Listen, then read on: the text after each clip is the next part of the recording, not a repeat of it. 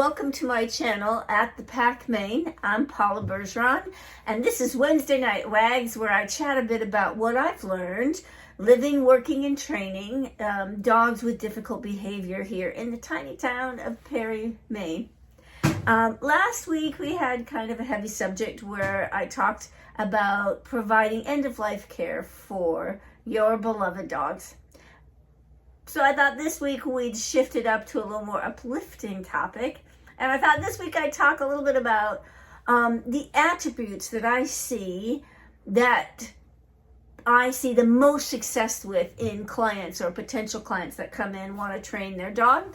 Of course, there are so many attributes that make good amateur trainers. Absolutely. But here's some of the soup that I see where I see dogs go a long way, and I see relationships build deep, long-lasting, lifelong relationships with their dogs. So I just blew it into 5. I kept it 5 and 1 honorable mention. So top 5, I'm going to start with number 5. And number 5 is a person who has a desire to give to their dog rather than focusing on what the dog's going to give to them. You know, talking about what you want from your dog. You want your dog to do A, B, C, and D. But the big question is, what are you wanting to give to your dog? What can you give? Well, your time, your energy, your patience, understanding, a willingness to learn. And so one of the top 5 attributes is just a willingness to give rather than this focus of what I want from my dog. Number 4, a proactive mindset. So although many people come to a trainer because their dog has a behavior that actually has become untenable, unsafe, and they're worried about not being able to keep their dog. Or another big reason is it's a rescue dog who has come in and they've had that 1 to 3 month time of kind of calming down, and getting comfortable with their surroundings, and suddenly behaviors have popped up that weren't present when they first met the dog. They might not have been present in the foster home because maybe they weren't in the foster home for very long. So a lot of people come to training because behaviors have popped up that they don't know what to do about, and that's completely legitimate. Love working with that. But if we're talking about attributes that I see in really successful amateur trainers, it's these folks that are proactive, that say, yep, I'm getting a dog. Wonder what I can do with them. I wonder what they will be with me, and how our family's going to coexist and enrich each other. And I've actually had people call and want advice. How do I get ready for a puppy? Talk about make me excited about working with somebody. They've had me in their home before the puppy even comes. Look, this is what we have set up. What do you think? Do we need anything? What do you think we should do for the first week? It's kind of rare. I won't kid you. It's kind of rare. But talk about setting you up for success, setting your dog up for success, to set yourself up with an understanding of what should I do when my puppy comes, or how should I be prepared to get my rescue dog in, and what should I be looking at for those first 3 months, and what should I be working on. Wow, that's exciting, and it puts you in the mindset of not expecting that dog to be perfect. Also understanding that your dog's going to have this up and down in their behaviors, and you need to ebb and flow with that and learn how to work with your dog's growing needs and changing needs, especially if you get a puppy. Just like a human child, they're going to go through all kinds of growth and all kinds of behavioral changes in their childhood and teenagehood. And same thing with the dog. There's going to be all these changes, and you're not done after the first month of potty training. So yes, so attribute number 4 is a proactive mindset. Number 3 is a tough one, and I have to work with myself on it as well, and that's emotional maturity, meaning we do not take it personally on how our dog is functioning. We're not going to take it personal if the dog doesn't do what we want them to do.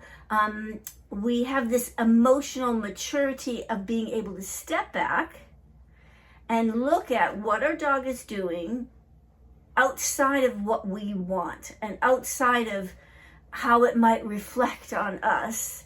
So your dog goes after another dog, or you're walking them and they're reactive. Many people take that as a reflection on themselves. The dog is like showing them up, making them embarrassed.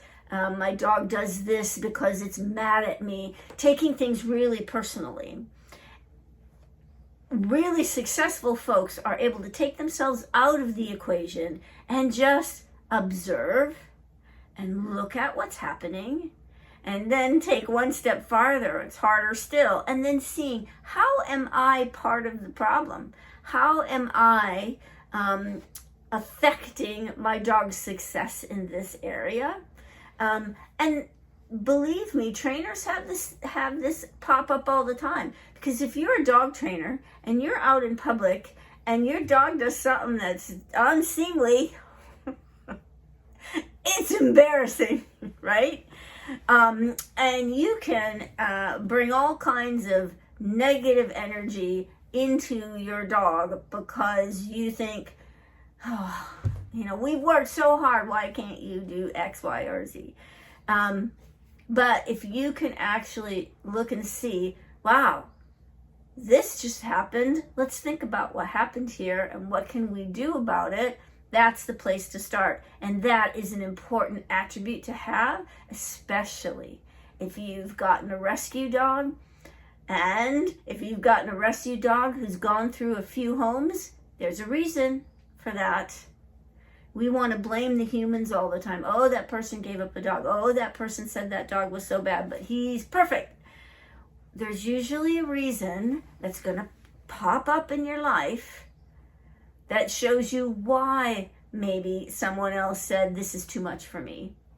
And so rather than blaming the dog or blaming the person before who had the dog, being able to step away from that emotional need to blame, stepping up, having a little more emotional maturity to say, here's what happened. Let's look at what we can do. Hard one, important one. Number 2, understanding that training is not an event, but an ongoing process. Everything you do with your dog is communicating to your dog the behaviors that you want. You can train 5, you can do let's do 7 cycles of sit, wait at the door, I'll call you out, you're nice and calm, and you sat, and then we start our walk. You can do that, 5-10 times as a training session. But then the rest of the day, every time you go in and out of the door or through thresholds or have a transition, the dog is jumping up, and you're petting as they jump up, or you're taking hold of their shoulders and gently pushing them down, which in essence is communicating a touch that's comfortable. And so what you're actually doing during those times is you're training dogs to, yes, I like you being overexcited. I like it when you jump up on me and on my guests. So knowing that and recognizing that what you are doing over the long haul is really going to be the effect. If you do 5 recalls where your dog comes to you during the day, but there are 30 other times that you call your dog and they don't come and you don't follow through, that's 10 to they've done 30 non-recalls and 10 successful recalls. What's the more powerful number? Obviously the 30. So understanding that training is not these isolated events, it's how you are interacting with your dog in general. You cannot expect your dog to follow through on something you've done a couple of times, but actually in your life experiences, you're showing them the opposite. You just can't expect it. And I see people get angry with their dogs all the time for overexcitement, jumping, all of that, nipping, all of that. And actually, they are encouraging it most of the time. And of course, they're dogs. That's how they perceive it. You're agreeing with me in what I am doing. So understanding every interaction you have with your dog is training. And it goes throughout their life. It's not just the first year. Although heavy training, I say year 1 through 3, you do some good heavy training through year 1 through 3, you're going to have a much more successful 3 through whatever you end up getting to have with your dog. So yeah, it's a long haul, folks. It's not just I go to class or I go to the trainer and we're done. Number one value or attribute that I think helps with successful training is understanding and valuing that you are living with a dog, a canine, a dog that is a canine first, and then is a conglomeration of their breeds second, and then the personality and their quirks third. Your dog is not made of cotton candy and glitter floating down from heaven and fluff in your lap. That is not who they are in their gut and their soul. And if we don't honor that, we encourage and establish unbalanced, unhealthy anxiety, nasty mental health. It's sort of like if somebody that I loved wanted me desperately to be an accountant.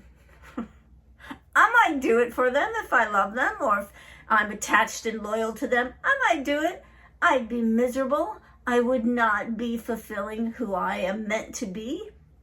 But I might do it. That's what happens to a lot of our dogs. Look, I'm the first one who's going to crack up with some of these things on social media where a dog is chatting to another dog, or they're, good grief, guys, pit bulls in pajamas. It cracks me up every time. I can't help it. But sometimes I have to say to myself, this is fostering an unhealthy concept of who our dogs are and how we treat our dogs, and why so many American dogs are anxious and have atrocious mental health issues, because we're not treating them like dogs and we're not fulfilling them as a canine, and we're forcing them to be little cotton fluffs of glitter from heaven. We're forcing them to be something that they're not. And quite frankly, it's unfair. Often, my first goal with someone, working with them, with their dog, is to try to bring them into a better understanding of who their dog truly is. And in no way, shape, or form am I saying that a dog is less than a human, or devaluing who a dog is by saying they're not a human and they're not a human infant. I am saying let's value the intelligence and the living in the moment aspect that our dogs are. But we also have to value, respect, and fulfill their needs for the drives that they have, many of which are reflected in the breeds of the makeup of your dog. So, yeah, I work pretty hard at trying to bring folks into a better understanding of, first and foremost, this dog does not think like you. And it's our responsibility to learn to understand how they think. And all the English language in the world that we're telling them, hey, I want you to do this, and how come you're doing that, and da da da da. It's not helping. We need to understand how they communicate. It's our responsibility. We've brought them into our homes. It's our responsibility. And when their behavior starts getting out of control, do we have the emotional maturity to stand back and say, okay, maybe we need to look at a different way of being? So there's my top 5. Number 5, a desire to give time, energy, and effort rather than thinking about what the dog is giving to you. Number 4, a proactive mindset. I want to train and work with my dog just to see what's going to happen. Let's see what we can do, rather than the only time we deal with our dog training wise is if there's a problem. Number 3, emotional maturity. Can we step out of our own feelings so that we can be neutral and positive with our dogs rather than frustrated and angry? Number 2, understanding that training is not an event, it's an ongoing process. And number 1, understanding and valuing who and what makes up our dog as a canine, a breed makeup, and then their personality. Honorable mention, being able to trust the process that training involves times of uncertainty for our dog because they're not exactly sure what to do, so they're going to look uncertain or maybe even anxious during the process of learning something new. So there's uncertainty there. There's going to be mistakes there, failures happening there, and frustration. Those things are part of success. And if we can't understand that those are part of success and we can't tolerate having uncertainty, frustration, and failures, if you can't tolerate that, you're not going to get to your goal. Honorable mention, understanding that training involves, or learning basically involves, failure, frustration, uncertainty, but also the exhilaration of attaining your goals. I hope this is a little bit more upbeat from last week, and just gives you a sense of what I see as a great culmination or mindset when you go into some training. I hope you have a really good week with your dog. Take care. Happy training.